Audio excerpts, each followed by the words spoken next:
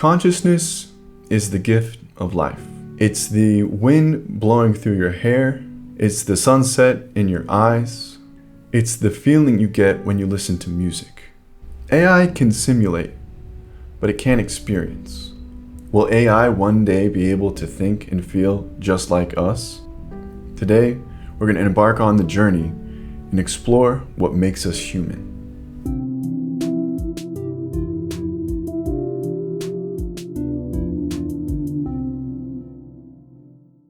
Welcome to The Monk and the Man. My name is Manolo G. In today's topic, we're going to be talking about artificial intelligence versus artificial consciousness. So what is intelligence? Intelligence is about problem solving and adapting.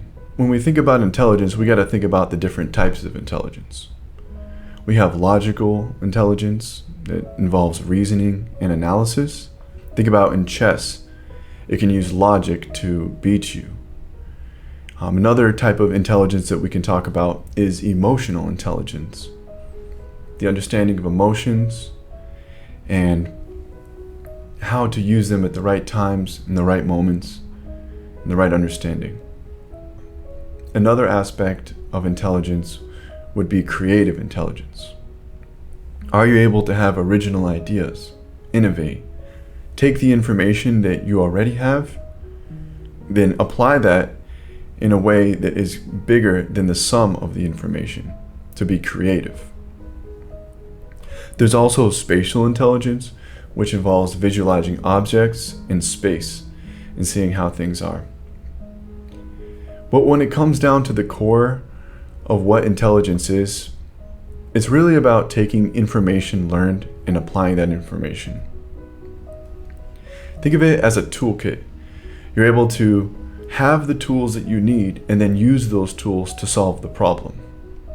Imagine a fish trying to climb up a tree. Can you say that a fish that doesn't climb up a tree well is unintelligent? This was Einstein's question. When you look at intelligence, you think about it as something that is very multifaceted. It can be one person doing one thing could be considered intelligent, and the other person doing another thing very well and applying those skills could be considered intelligent. So an example I would like to give would be, imagine that you have someone who's working at a fast food restaurant. They're able to take the information that they're learning or that they have learned and apply that in ways that is intelligent. So imagine that they learned how to flip the burger at a specific time while waiting on the microwave to heat up something else for them, or the oven to heat up the buns.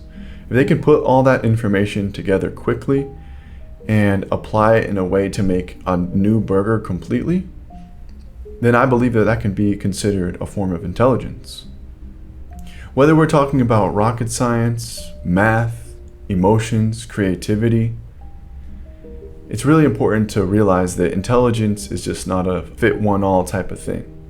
Intelligence can be looked at through many different perspectives, and it really doesn't do us any justice to say specific topics are intelligence. I think that intelligence can come in many different shapes, many different forms, but I really think it comes down to the end of the day that intelligence is something that is really just about applying knowledge that you already have in different ways. Now, an example that I'd like to think about is if you're in school and you're able to take in the information presented to you by your teacher, and you're able to take that information and score well on a test. Does that mean you're intelligent because you're able to spit out that information again? There's many different types of people who can memorize information and then put it out again. But does that mean that they're intelligent? I don't think it does. I think that that's just one part of it, and if you're able just to be like a robot, take information and spit it out? Sure, that could be considered intelligent, but the reality is that, are you really processing that information? Are you remembering that information? It really comes down to your intelligence and your ability to retain information as well, and how you apply that. Let's just think about healthcare. You have a doctor that is able to diagnose a patient based off of the information that they received. Now, a computer could do that too, but will the computer know all the feelings that the patient is going through? Will they know all the other parts of this? Will they be able to have empathy in those situations to have that bedside manner?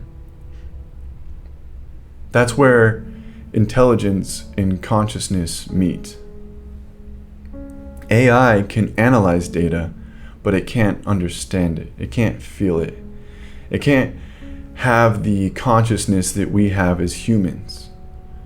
There's limitations to this. When you're able just to analyze information, analyze data, pull from information, I don't even know if that can be considered intelligent. I mean, yes, sure, you're able to pull the information, but it seems very robotic. I'm hoping that after this discussion, we have a clearer view of what intelligence is, so we can move on forward to the next topic, which is something that you would be very familiar with as a listener, because this has to deal with consciousness. And consciousness is about awareness and about our existence. It's the light that's coming into our eyes that we're able to absorb. It's the sounds that are going into our ears that we're able to interpret and have feeling from those sounds. It's the feeling when you touch something of that feeling going through your body and through your nerves. That's something that we are not able to put together in a way that is in technology yet. This brings us to the question, what is artificial intelligence versus artificial consciousness? Artificial intelligence now can take data and spit it out. But what is artificial consciousness? When are we going to be able to recreate feeling and emotion in something other than humans? To be conscious is to be self-aware and recognize your individuality. Recognize who you are and the person that you are at this moment. Think about right now, you're able to hear what I'm saying.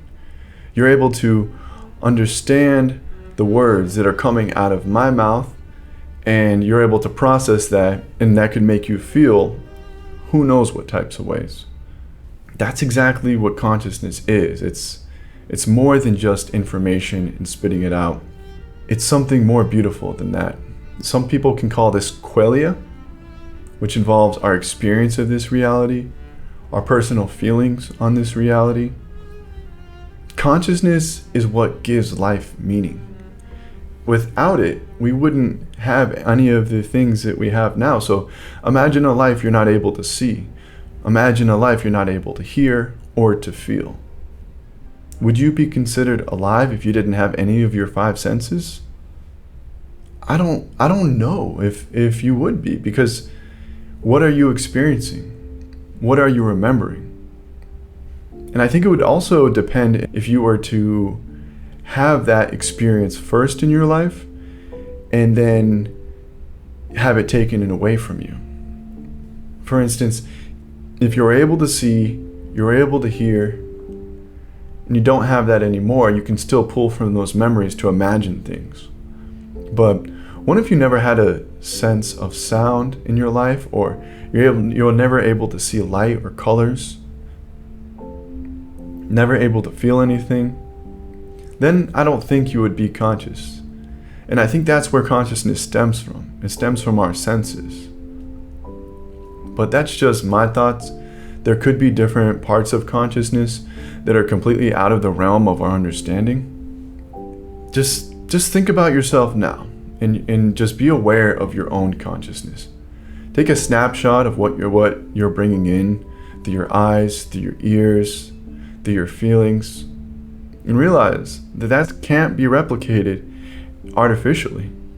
That's something that only you're going through in your experience. AI can simulate, but it can't experience. Consciousness isn't just about processing data and spitting it back out. It's about living in a life where we are aware and present in the moment. Consciousness is a gift. It's something that not every being can experience and to the fullest amounts. So I think that that's something to take in part on this when we compare artificial intelligence versus artificial consciousness. Now, how about consciousness versus intelligence in comparison? We have intelligence, which is about problem solving, taking information and spitting it back out. But we also have consciousness, which is about experiencing and reflecting. We need to understand these and really the differences between them before we can make any judgments on them. AI doesn't feel its actions. When it responds back to you, there are no emotions that are going on the AI. AI can create music without feeling. It can create poetry without feeling. And even if it can make music or art that can have an emotional effect on a human, the AI is never experiencing that emotion the same way we are, if at all, unless it was programmed in the AI. But then even then, would it truly be experiencing emotions the way that we are? What comes first, consciousness or intelligence? I believe that you need consciousness first before you have intelligence. But when I say that out loud, I think about AI. And AI doesn't have consciousness, but it does have intelligence. When you experience this world that we live in, we're not just like cameras or microphones that are just taking the data in. We're having a complete unique experience to us. If we think about the future of AI and where it's going next, we've already covered the realm of intelligence. We've already got to that point where we can observe information, pull from that, and spit that out back in a very good way that we can understand. But what happens next with AI? Do you think that we're going to be able to create an artificial consciousness? A consciousness where it can be created in maybe some sort of robot or maybe even in another person? What if you could download your consciousness onto a chip and then take that chip and put it into another body or a robot? Would that still be you? There's some moral questions and ethical questions that this brings up. Because if AI can become self-aware, what happens when you shut down the AI? Are you essentially killing the artificial intelligence or the artificial consciousness? Because in that case, the AI might want to live.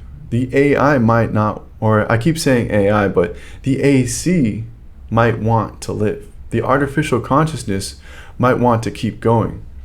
And then who are you to decide that this consciousness must end? Will that artificial consciousness have memory?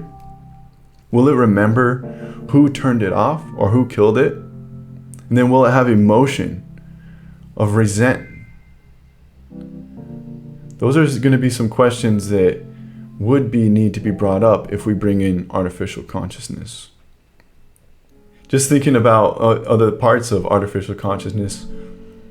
What if you're working on the artificial consciousness and it tells you, hey, I'm tired, I've been working a lot and I don't feel like doing this. then is it going to be still listening to us? Is it going to be something completely different? Is it going to be like training a dog rather than training an algorithm? Is it going to have parts of it that is not going to want to listen to you at times? I'm sure this has been in some sci-fi movie at this point, but we start to think about the artificial consciousness and its feelings. What responsibility do we have if we bring artificial consciousness into this world? It's a good question. Would artificial consciousness deserve rights? Does it feel like it needs protection? Are there going to be laws for this artificial consciousness? And how should AI be treated? The only way that I could see this as possible is if we were able to recreate cells and mimic the human body in a robot. So imagine we could have neurotransmitters and chemicals being released inside this artificial robot. But this artificial robot has graphs of cells, and these cells can release signals through electrical impulses connecting to a brain, an artificial brain that is able to mimic what we feel as humans. If you could create a robot that has all of the things that us as humans have, and you could recreate that consciousness experience,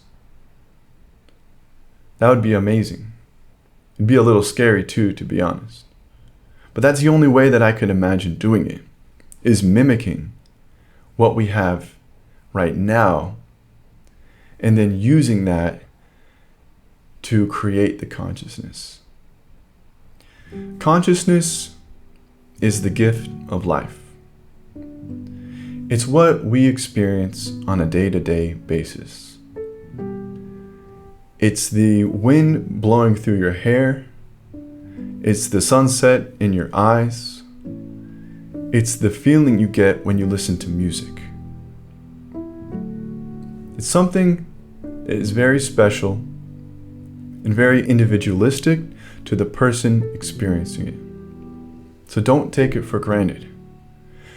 Take a deep breath. Look at the world around you.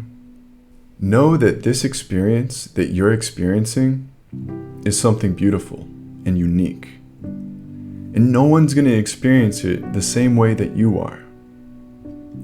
Nobody has the capability to.